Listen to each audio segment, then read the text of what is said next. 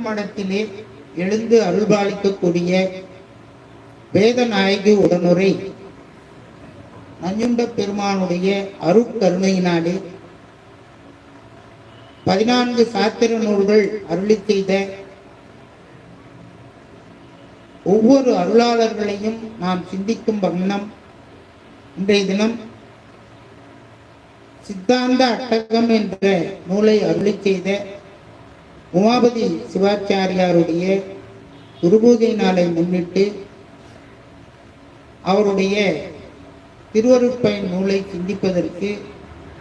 எல்லாம் வல்ல நஞ்சுண்ட பெருமானுடைய திருவருள் கூட்டியது. அதனைத் தொடர்ந்து மீண்டும் வாய்ப்பு கிடைக்கின்ற பொழுது மீதி இருக்கக்கூடிய 60 பாடல்களையும் நாம்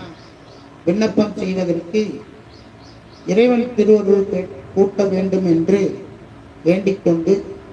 இன்றைய சோமவார வழிபாட்டினை